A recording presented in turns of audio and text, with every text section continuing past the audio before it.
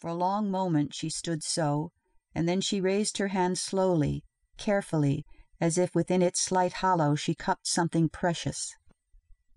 And as she drew her hand away from the grasp of Asti, the tiny sun and its planets followed, spinning now above her palm as they had above the statues. But out of the cowled figure some virtue had departed with the going of the miniature solar system. It was now but a carving of stone, and Varda did not look at it again as she passed behind its bulk to seek a certain place in the temple wall, known to her from much reading of the old records. Having found the stone she sought, she moved her hand in a certain pattern before it, so that the faint radiance streaming from the tiny sun gleamed on the grayness of the wall. There was a grating, as from metal long unused, and a block fell back, opening a narrow door to them. Before she stepped within, the priestess lifted her hand above her head, and when she withdrew it, the sun and planets remained to form a diadem just above the intricate braiding of her dull red hair. As she moved into the secret way, the 5 orbs swung with her, and in the darkness there the sun glowed richly, sending out a light to guide their feet. They were at the top of a stairway, and the hollow clang of the stone as it moved back into place behind them echoed through a gulf which seemed endless.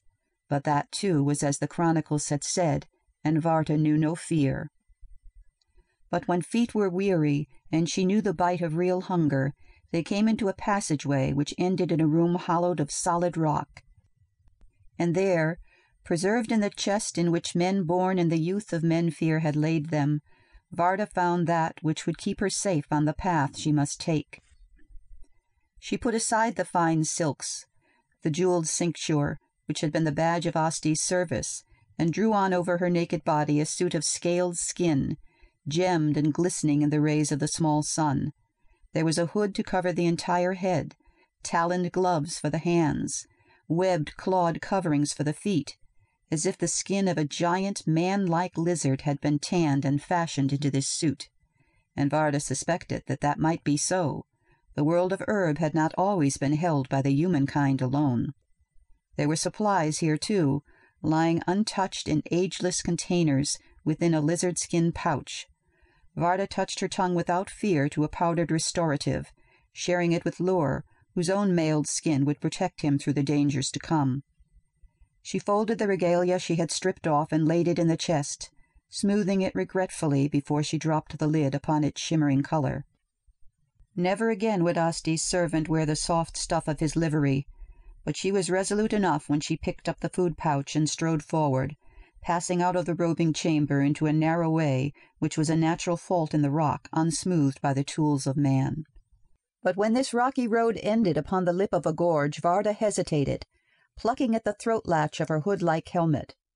Through the unclouded crystal of its eye-holes, she could see the sprouts of yellow vapor which puffed from crannies in the rock wall down which she must climb. If the records of the temple spoke true, these curls of gas were death to all lunged creatures of the upper world. She could only trust that the cunning of the scaled hood would not fail her.